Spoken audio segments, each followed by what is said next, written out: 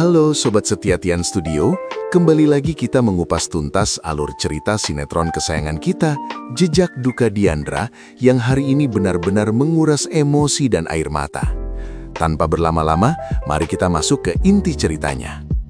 Kisah hari ini dibuka dengan ketegangan yang memuncak dari sisi Dimitri. Sobat Tian Studio, kita bisa melihat jelas bagaimana api kecemburuan dan kekhawatiran membakar hati Dimitri. Dengan tatapan yang tajam, ia bersumpah pada dirinya sendiri. Sebuah janji yang terdengar seperti ancaman bagi takdir. Aku nggak akan membiarkan pernikahan Jupiter sama Diandra itu terjadi. Kalimat ini bukan sekadar omong kosong. Dimitri benar-benar memutar otak, mencari 1001 cara untuk menjegal langkah Jupiter menuju pelaminan. Bagi Dimitri, melihat Diandra bersanding dengan Jupiter adalah mimpi buruk yang tak boleh menjadi nyata. Namun, sikap agresif Dimitri ini tentu memancing reaksi dari orang-orang terdekatnya. Sang papa, dengan insting seorang ayah yang tajam, langsung menembak Dimitri dengan pertanyaan yang menohok. "Tapi kamu ngomong seperti ini, bukan berarti kamu masih punya perasaan kan sama Diandra?" tanya papanya. Dimitri terdiam, seolah tertangkap basah. Papanya kembali menegaskan, "Itu bukan berarti kamu masih punya rasa sama Diandra kan?" Di sini Dimitri terlihat sangat galau, terjebak antara gengsi dan isi hatinya yang sesungguhnya. Tak hanya sang papa, mamanya pun ikut memberikan wejangan yang terdengar seperti peringatan keras.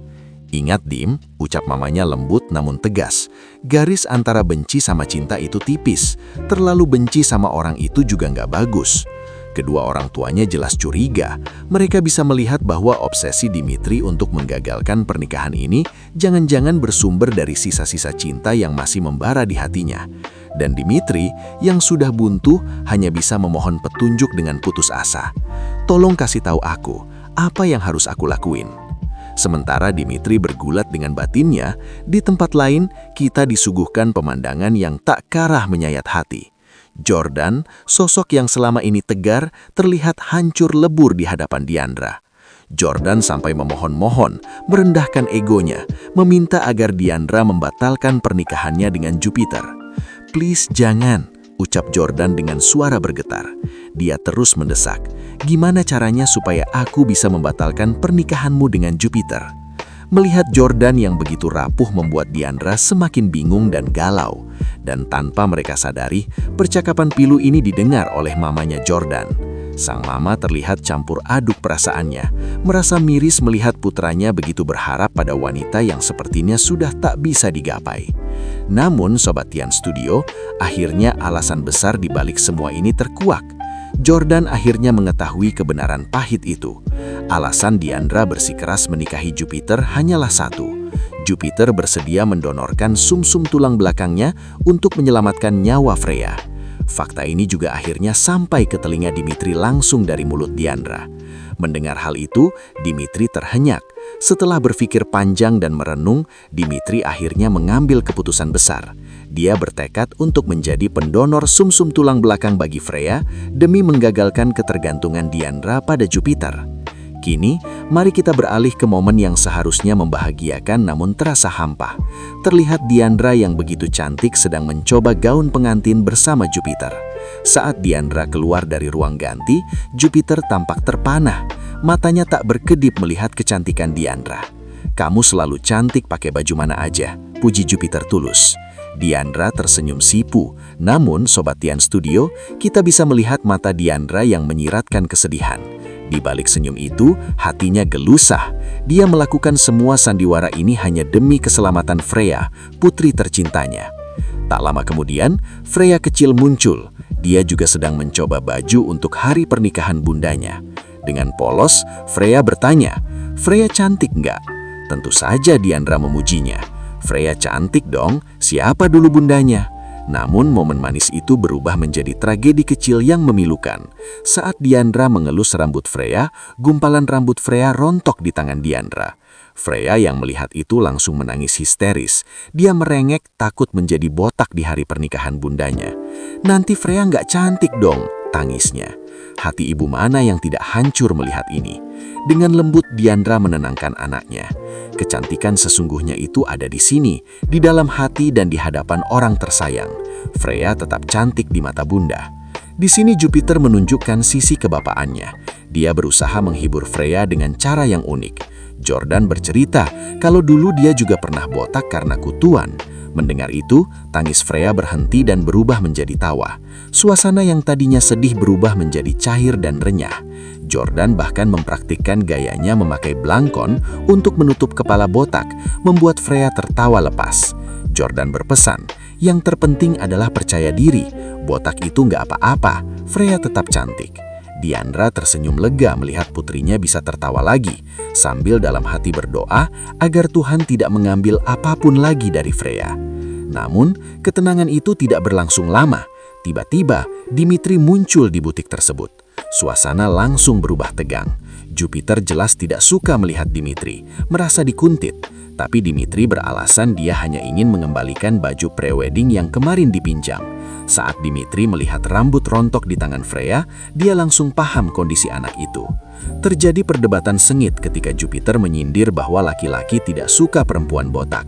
Dimitri langsung menyela dengan tajam, "Lo jangan sembarangan ngomong ya." Dimitri menatap Freya dan berkata, "Kecantikan itu bukan dari paras, tapi dari hati yang tulus dan jujur."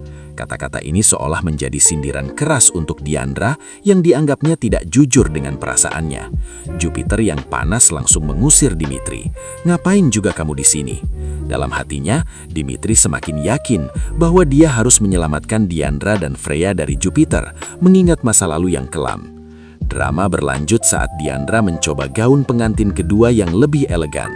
Saat bercermin, tiba-tiba bayangan Dimitri muncul di belakangnya. Diandra tersenyum, namun ternyata itu hanya halusinasinya. Diandra bermatin, "Kenapa aku malah kepikiran Dimitri terus? Kenapa aku malah berharap menikah dengan Dimitri bukan Jupiter?" Halusinasi ini membuktikan di mana sebenarnya hati Diandra berlabuh. Saat Diandra keluar dengan gaun baru itu, Jupiter kembali terpana dan berkata, "Sempurna." Tapi di sudut lain, Dimitri juga diam-diam memperhatikan. Dalam hati, Dimitri mengakui kecantikan Diandra, namun egonya menimpali. Memang cantik, tapi hatinya licik. Dia menggunakan kecantikannya untuk menghancurkan targetnya. Dimitri bergumam pada dirinya sendiri bahwa dia melakukan semua gangguan ini karena dia sayang pada Jupiter. Dia tidak ingin Jupiter menjadi korban Diandra seperti dirinya dulu. Dan tibalah kita pada puncak ketegangan episode kali ini. Saat Freya sedang mengukur baju di lantai atas dan para orang dewasa sedang berdebat di bawah. Tiba-tiba, listrik padam. Mati lampu total di seluruh gedung. Kepanikan melanda. Diandra langsung berteriak memanggil Freya. "Freya! Freya!" Diandra berusaha berlari mencari anaknya dalam kegelapan. Namun langkahnya terhambat oleh gaun pengantinnya yang besar, membuatnya hampir terjatuh berkali-kali. Ketakutan Diandra memuncak, membayangkan putrinya yang sakit sendirian dalam gelap. Sementara itu di lantai atas, Freya histeris ketakutan. Dia berlari keluar menuju tangga darurat, berteriak memanggil bunda. Dengan penerangan yang minim, Freya menuruni tangga darurat sendirian, bingung dan gemetar. Semua orang sibuk mencari, penjaga panik, Diandra semakin histeris. Kita diperlihatkan adegan Freya yang tinung-tinung, kebingungan di tangga darurat. Tidak tahu arah, sementara bahaya bisa saja mengintainya kapan saja. Dan cerita pun bersambung di titik yang sangat menegangkan ini. Waduh Sobat Tian Studio, bagaimana nasib Freya selanjutnya? Apakah dia akan ditemukan dengan selamat atau justru tersesat semakin jauh dan kondisinya drop? Dan teka-teki besar kita, siapakah yang akhirnya akan resmi menjadi pendonor untuk Freya? Apakah Jupiter yang sudah siap sedia ataukah Dimitri yang baru saja membulatkan tekadnya? Jangan lupa untuk terus pantengin Tian Studio karena cerita ini makin hari makin seru. Sampai jumpa di video berikutnya.